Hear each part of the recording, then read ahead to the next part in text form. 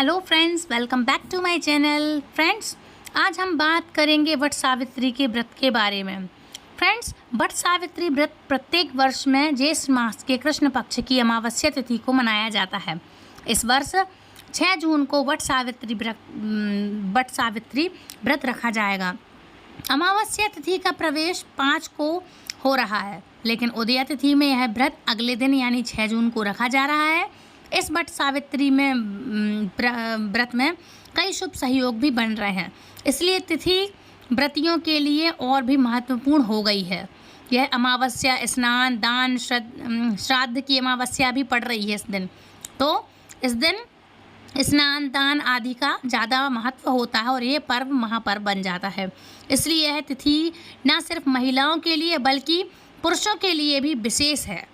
इस व्रत में पूजा पाठ स्नान दान व आदि की तिथि का फल अक्षय होता है, अक्षय होकर मिलता है, मतलब बढ़कर मिलता है। फ्रेंड्स, वट सावित्री व्रत को कठिन व्रतों में से एक माना गया है। कहते हैं इस दिन सुहागनें अपने पति की लंबी आयु के लिए व्रत रखती हैं। मान्यता है कि वट सावित्री व्रत के दौरान विधि विधान से पूजा करने का पूरा फल मिलता है ना। तो आप भी ज़रूर करिएगा, और आपके यहाँ कैसा होता है तो प्लीज़ मुझे कमेंट करके ज़रूर बताइएगा। फ्रेंड्स, वट वृक्ष का सनातन धर्म में काफ़ी महत्व है और काफ़ी मान्यता होती है। वट वृक्ष धरती पर जीवन का प्रतीक है। पौराणिक कथा भी इसी ओर इशारा करती है कि सत्यवान और सावित्री की कथा है, जिसमें जो आपने सुनी होगी, यह सत्य घटना है, जिसमें सावित्री अपने पति सत्यवान को अपनी सात्विक शक्ति से यम से छीन कर ले आती हैं। वृक्ष के चारों ओर, मतलब इस दिन वृक्ष के चारों ओर से कलावा बांधकर महिलाएं अपने पति की दीर्घायु की कामना करती हैं। वट सावित्री व्रत के दिन एक दिन पूर्व महिलाएं नए कपड़े पहनकर 16 श्रृंगार करती हैं, और आप लोग भी हाथ में मेहंदी वगैरह लगा लेना। मेहंदी लगा के बढ़िया फ्रेश अपना तैयार हो जाना। मेहंदी वगैरह एक दिन पहले ही लगाते हैं और पूरे श्रृंगार करना। आप हाथ में मेहंदी रचाती हैं, उपवास रखती हैं। महिलाएं 5 तरह के फल पकवान आदि डलिया में बनाकर रखती हैं उसी दिन सुबह उठकर, और वट वृक्ष के पेड़ में कच्चा धागा लपेटकर 3 या 5 परिक्रमा की जाती हैं, या 21 कर सकते हैं आप। और वट वृक्ष को जल देती हैं, कच्चा धागा गले में भी पहनती हैं और वृक्ष के ऊपर भी लगाती हैं। फ्रेंड्स, वट सावित्री पूजा का शुभ मुहूर्त क्या है? तो कृष्ण पक्ष की अमावस्या 6 जून संध्या 6:07 तक हो जाएगी। रोहिणी नक्षत्र है 6 जून रात्रि 8:16 तक, ठीक है, 16 मिनट पर, है ना। फ्रेंड्स, यह व्रत 6 जून दिन गुरुवार को वट सावित्री की पूजा करेंगे। यह बहुत ही शुभ फलदायक होता है। हर साल अखंड सौभाग्य की प्राप्ति और दाम्पत्य जीवन में सुख शांति खुशहाली और सुखमय एवं कल्याणमय तथा घर में सुख शांति और धन धान्य आदि की समृद्धि के लिए महिलाएं ये व्रत रखती हैं और वट वृक्ष का विधि विधान पूर्वक पूजन और अर्चना करती हैं। फ्रेंड्स, 5 जून की शाम को 6:47 पर अमावस्या तिथि प्रारंभ हो रही है।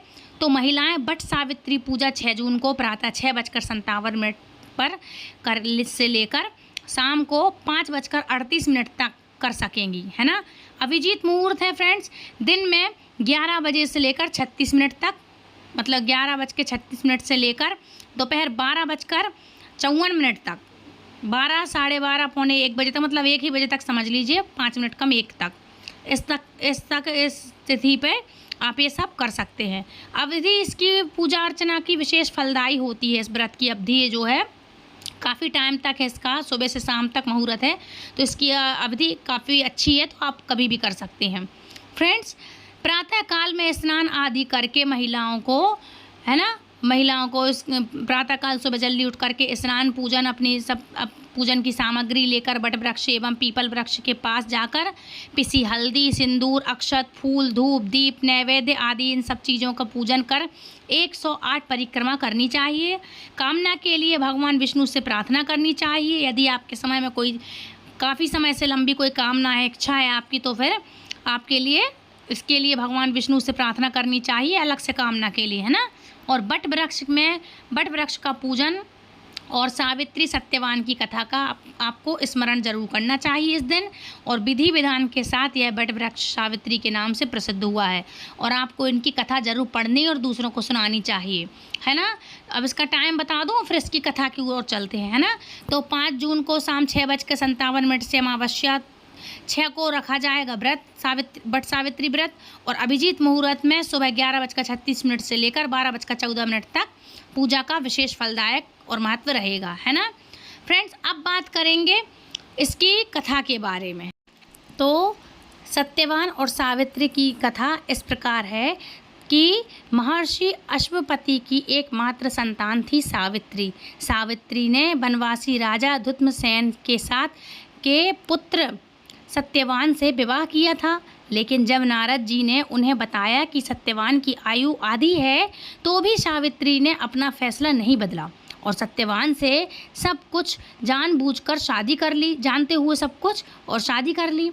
सावित्री सभी राजमहल के सुख और राज वैभव त्याग करके सत्यवान के साथ उनके परिवार की सेवा करते हुए वन में रहने लगी। जिस दिन सत्यवान के महाप्रयाण का दिन था, उस दिन वह लकड़ियां काटने जंगल गए हुए थे। अचानक बेहोश होकर गिर पड़े थे वो। उसी समय यमराज सत्यवान के प्राण लेने के लिए आए।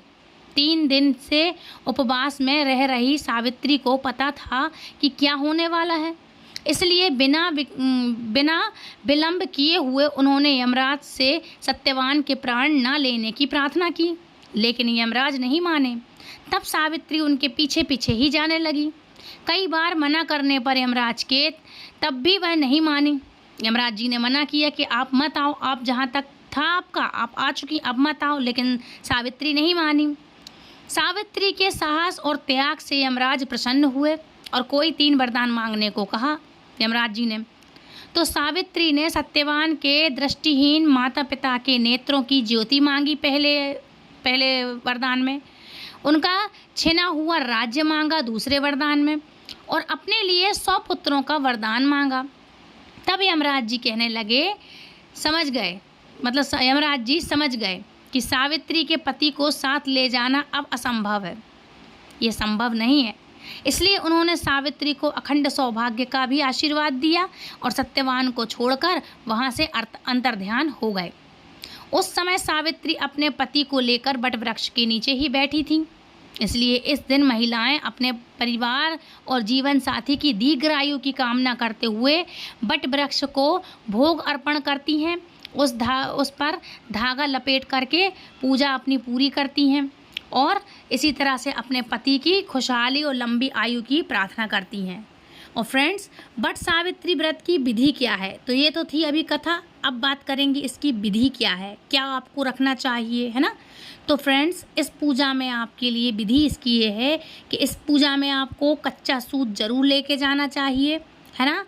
कच्चा सूत लेकर वट वृक्ष की परिक्रमा करते जाएं और सूत तने में लपेटते जाएं, है ना, उसका जो तना होता है। उसके बाद 7 बार परिक्रमा अवश्य करें। ज़्यादा कर सकते हैं आप 7, 21, 11, लेकिन 7 से कम ना करें, है ना। हाथ में भीगा चना लेकर सावित्री सत्यवान की कथा सुने, फिर भीगा चना, कुछ धन और वस्त्र अपनी सास को देकर उनका आशीर्वाद ज़रूर लें, ठीक है। वट वृक्ष मतलब वट वृक्ष की कोंपर खाकर, मतलब जो उसकी जो बोड़ियाँ रहती ना, उसकी कोंपर को बोलते हैं, उसको खाकर उपवास समाप्त करें। मतलब वो निर्जल उपवास करते हैं और उसमें छोटे छोटे से जो फल होते हैं वो लेके ऐसे ही उनको गटकना पड़ता है ना। तो ये करते हैं। अच्छा, इस वाले व्रत में आमतौर पर महिलाएं वट सावित्री का व्रत है जो वो निर्जल रखा जाता है, तो निर्जल रखती हैं। लेकिन मौसम को देखते हुए यदि जो बुजुर्ग महिलाएं हैं या जो प्रेग्नेंट लेडीज़ हैं जिनका फर्स्ट टाइम व्रत है, या कोई लेडीज़ है जिनकी तबीयत ख़राब है, तो वो बीच बीच में ये तो उनको नुकसान हो जाएगा, तो वो बीच बीच में पानी पी सकती हैं, है ना। शरीर को अपने हाइड्रेट रखें, है ना। फ्रेंड्स, यह व्रत देखो निर्जला होता है, सुहागन महिलाओं के लिए होता है, पति की लंबी आयु के लिए होता है, तो इसलिए ये विवाहित महिलाएं ही इस व्रत को रखें, ठीक है। और अब बात करते हैं इसके दौरान क्या खाना चाहिए वट वृक्ष की पूजा के बाद, वट सावित्री की पूजा के बाद। तो आमतौर पर पूर्णिमा के रंग का प्रतिनिधित्व करने के लिए सफ़ेद रंग की होती है, है ना, बट पूर्णिमा और बट इसका और पवित्रता का प्रतीक मानी गई है। इसलिए खीर भरपूर दूध, चावल, इलायची, सूखे मेवे और चीनी से भरी हुई होती है। तो आमतौर पर भक्तों द्वारा प्रसाद के रूप में भी दिया जाता है और स्वयं भी जब आप व्रत खोलें तो ये खा सकते हैं।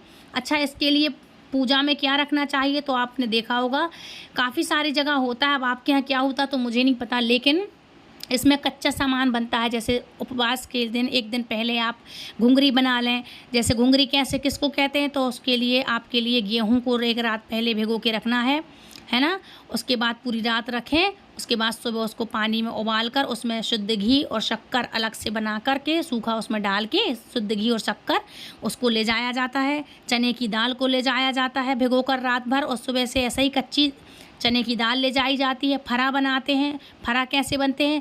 बिना तेल की पूरियाँ होती हैं जो पानी में पूरी बनाते हैं, उनको उबाल करके शुद्ध घी और शक्कर वगैरह ले जाते हैं।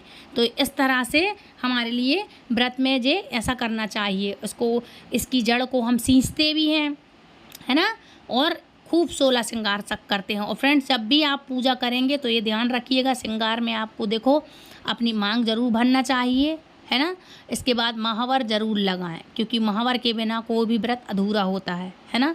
तो आपके लिए ये चीज़ें ज़रूर करनी चाहिए, ठीक है। अब बात करेंगे वट सावित्री व्रत की पूजा की सामग्री क्या है ना, और किसकी पूजा करते हैं। तो सबसे पहले आप जान लो कि जो पहली बार व्रत रख रही हैं तो वो कैसे करेंगी। तो सावित्री माता और पार्वती की मूर्ति बनाने के लिए गाय का गोबर लें आप, है ना। पार्वती माँ की और महादेव की भी पूजा होती है और बरगद के नीचे भी करते हैं, है ना।